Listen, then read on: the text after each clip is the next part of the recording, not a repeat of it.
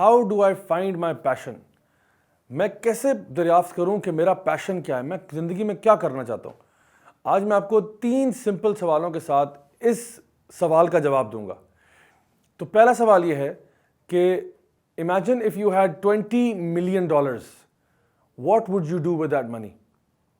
اگر آپ کو $20 ملین مل جائے تو آپ سوچیں اس پیسے کے ساتھ آپ کیا کریں گے؟ اچھا، اس کا مجھے جواب فوراً نہیں چاہیے، آرام سکون کے ساتھ اس کو سوچیں، غور کریں، فکر کریں کہ اگر مجھے $20 ملین مل جائے تو میں اس کے ساتھ کیا کروں گا۔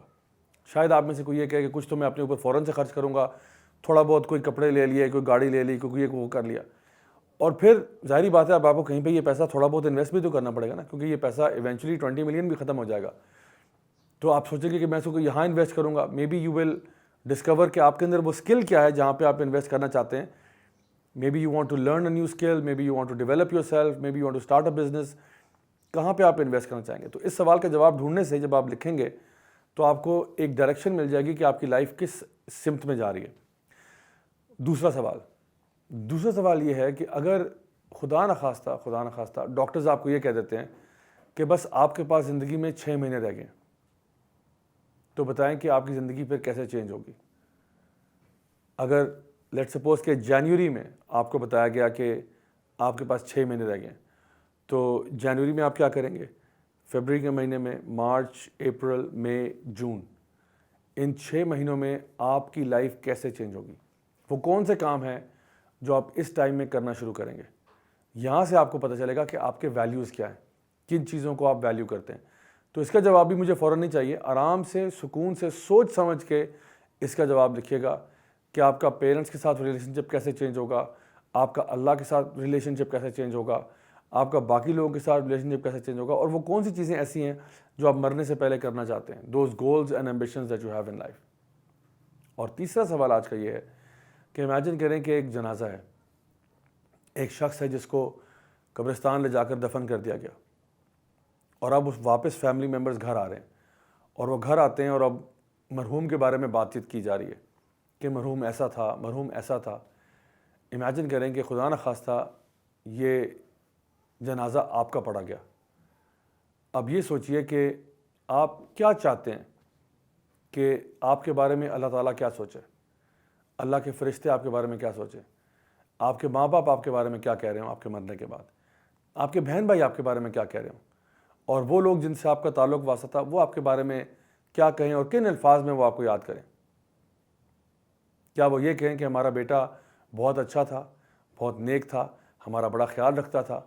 کیا آپ کے بہن بھائی یہ کہیں کہ جی ہمارا بھائی، ہماری بہن بہت نیک تھی، ہمارا بڑا احترام کرتی تھی، بڑے ہمارے کام آتی تھی، ہمارا دایاں بازو تھی؟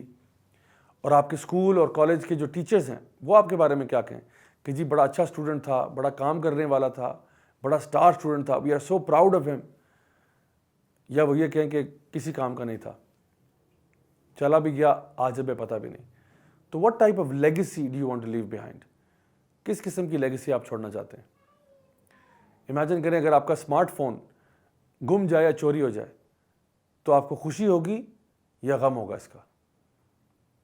یقیناً انسان یہی کہے گا کہ جی اگر میرا اسمارٹ فون گم گیا، چوری ہو گیا تو مجھے غم ہوگا، مجھے تکلیف ہوگی۔ اس تکلیف کی اصل وجہ کیا ہے؟ کیوں تکلیف ہوگی؟ کیوں غم ہوگا؟ ہو سکتا ہے اگر ہم صبح اپنے گھر سے نکل رہے ہو اور ہمیں ہمارا موبائل فون نہ مل رہا ہو، ہم شور شرابہ کریں، ہم پورا گھر سر پہ اٹھا لیں کہ میرا فون دو، میرا فون دو، کہاں چلا گیا، نہیں مل رہا، پورا گھر سر پہ اٹھا لیا کیونکہ ہمیں ہمارا فون نہیں مل رہا۔ اس لیے کیونکہ اس میں ہمارے کانٹیکٹس ہیں، اس میں ہمارے انفارمیشن ہے، اس میں ہماری پکچرز ہیں، اس میں یہ ہے، وہ سب کچھ ہے اس میں، کیونکہ موبائل فون ہمارے کسی کام کا ہے، اور اگر یہ گم جائے تو ہمیں تکلیف ہوگی، پورا گھر سر پہ اٹھا لیں گے۔ امیجن کریں کہ آپ کی امی جو ہیں وہ آپ کو ایک دن خبر دیتی ہیں کہ بیٹا ساتھ والے جو غفار انکل ہیں ان کا انتقال ہو گیا۔ آپ نے کہا انا للہ و انا الیہ راجعون۔ امی آج کھانے میں کیا پکا ہے؟ امی نے کہا بیٹا میں نے بریانی بنائی ہے۔ آپ نے کہا امی جلدی سے ایک پلیٹ لائیں، مجھے بڑی بھوک لگی ہے۔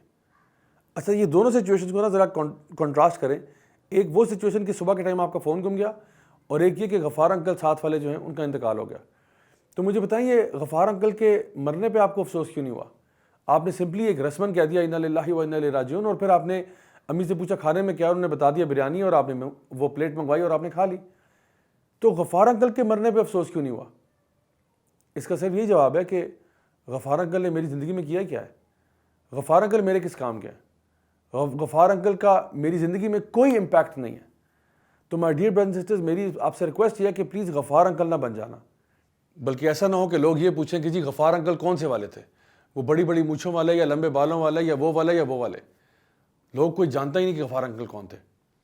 تو زندگی میں کوئی ایسے کام کر جائیں جس سے آپ کو بھی فائدہ ہو، اللہ بھی راضی ہو، اور آپ کے پیرنٹس کی بھی شرمندگی کا باعث نہ بنے وہ کام. اور کوئی ایسی لیگیسی چھوڑ جائیں جس سے آپ اپنے آپ کو دنیا اور آخرت کی کامیابیاں آپ کے نام ہو جائیں.